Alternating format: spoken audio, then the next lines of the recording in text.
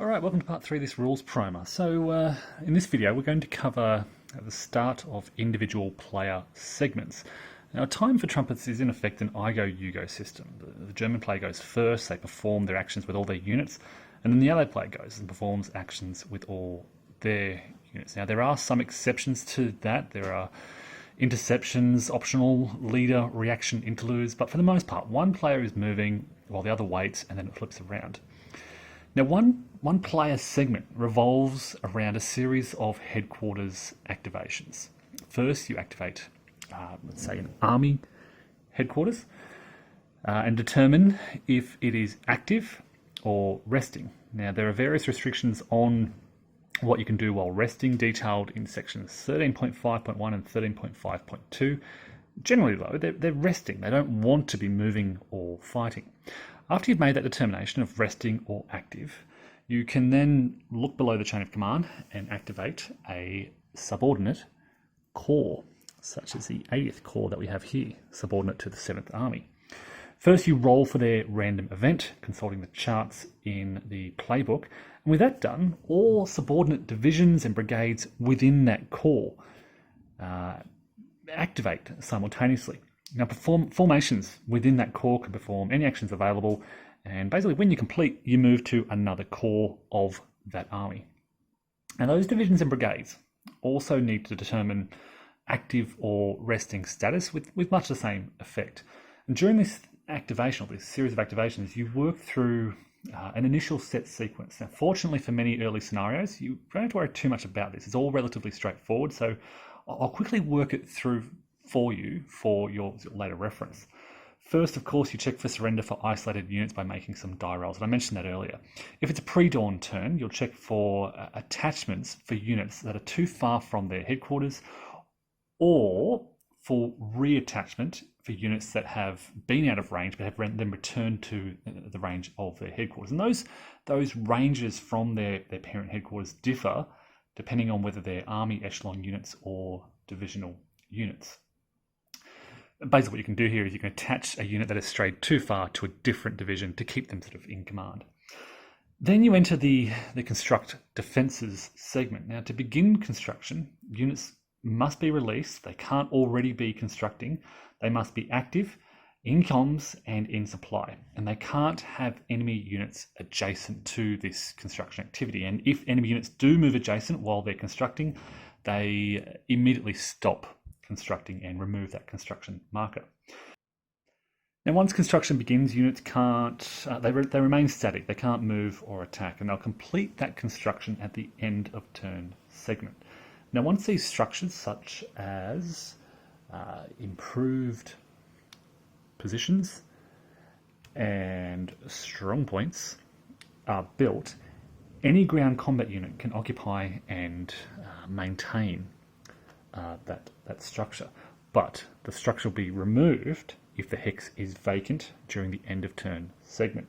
So let's look at these structures and what they do.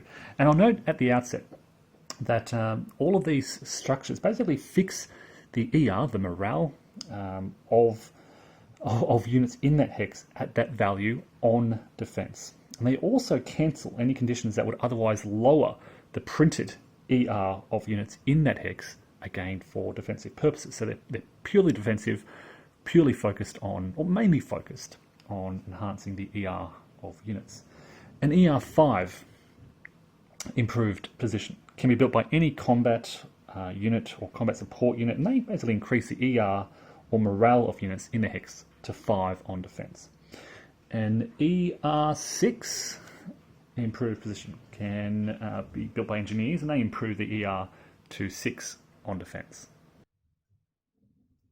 Now, these strong points can be built on top of, or basically, in a hex with an ER6 improved position. They're built by engineers, and they basically strengthen these positions further. Now, it's not immediately obvious from the rules. In fact, the rules don't mention what these do.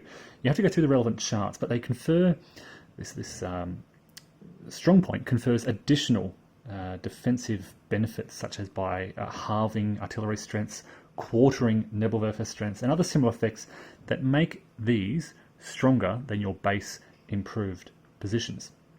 Now, these existing forts around the map, they're very similar to strong points. They have similar effects in defense, but they start off fixed during setup, and you can't build any more forts during the course of the game.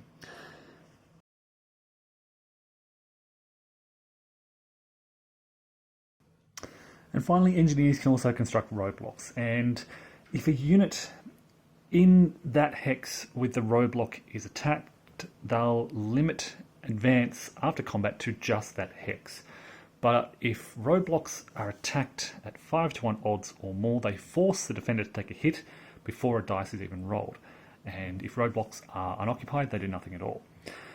Now, before you engage in any movement, there are some preparatory steps to take. Now, step 20 is the fording preparation segment. This is basically where you check the requirements for crossing a river at fords to ensure that you can cross in a subsequent movement phase. You do this before the movement phase. Basically, you may need the help of engineers to cross a ford, and if needed, you basically place an engineering ferry marker on the engineers at that point during this step to show that the needs were met at this step, and also that marker prevents those engineers next to the ford from doing anything else that turn. It shows basically that they've been active in helping this other unit to cross, and they're done for the turn. They can't move or attack and so forth.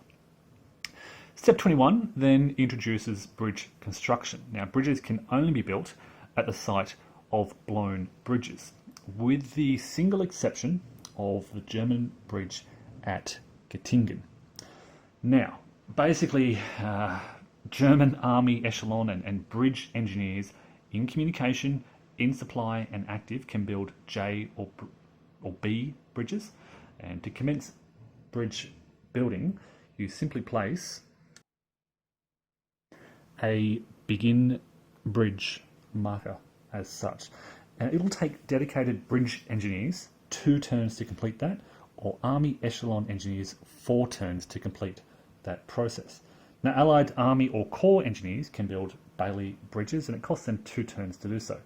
Now, there are various step markers to mark or indicate this progress. So you see this starts at 1, it increases to 2, whereas the army engineers will then go, army echelon will go up to 3, and then a 4. If for some reason your formation rests, you place a halt marker on the bridge to indicate that they've halted progress, basically. Now, once your engineers begin that process, they're fixed, they're building these bridges, they can't move or attack. If their formation rests, as I said, you place that bridge halt marker. Enemy units may move adjacent to that work across a river without interfering with the work. But if there's no river in the way, then the construction immediately ends. So, for example, here with bridge building, it's okay to have allied units across the river, but if the allies for some reason come around and are adjacent, the construction will immediately end. However, for this bridge to be complete, the hex across the river may not be enemy occupied.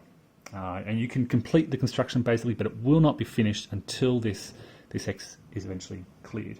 And it can remain in that way, in that state, indefinitely. Now, the Germans are limited by the number of bridge markers in supply, but the Allies can build an unlimited number of Bailey bridges. Now, because these German bridges are limited, they may, if they want, dismantle older bridges further in the east, for example, to be rebuilt elsewhere, such as perhaps in the west. Now, dismantling takes the same amount of time as building, but for respective army or bridging engineers, but you reverse the counter steps, counting down, for example, from 2 to 1 or from 4 to 1, depending on what engineers are engaged in that dismantling work. Now, the bridges are also slightly different. All units can cross a Bailey or German J bridge, but B bridges, German B bridges, are restricted and they can't be crossed by various units such as AFVs, self-propelled artillery, German Army artillery, nor US towed 155Gs, 203Gs, 203Hs, and 240Hs. There's a list available there. And just as these bridges can be built, so too they can be demolished. And from the 18th pre-dawn turn onwards, this can take place. Now, while this technically occurs during the enemy movement sector, it's at step 22 in the sequence of play, prior to movement, that you can place a prepared bridge demolition marker. And you can place those from the 17th of December evening turn to prepare for future turns. If you later want to try to blow a bridge without such a marker, you suffer a +2 hasty bridge demolition penalty to that bridge demolition attempt. So forward planning via these prepare bridge demo markers really will help your chances of success. Now, because German J and B bridges are limited by supply, if they're blown, they're eliminated from the game. You don't free up a bridge to be built elsewhere, it is destroyed and gone. To blow a bridge, you need to have an engineer adjacent to the hex side crossed by that bridge, and then you simply roll on the bridge demolition table if enemy forces either begin movement or move adjacent to the hex side crossed by the bridge. Apply a series of relevant die roll modifiers and reference that with the bridge targeted to determine the outcome. Now, you only get one attempt per bridge per enemy turn, so if you fail for that turn, you've really got to wait until the next turn. All right, folks, with that done, we're up to pretty much the movement phase, but I'll spend the next video talking about that. The good news here is that we're more than halfway through the rules. We're up to about page 28, so we've pretty much got movement and combat to go, which I'll cover in the following series of videos.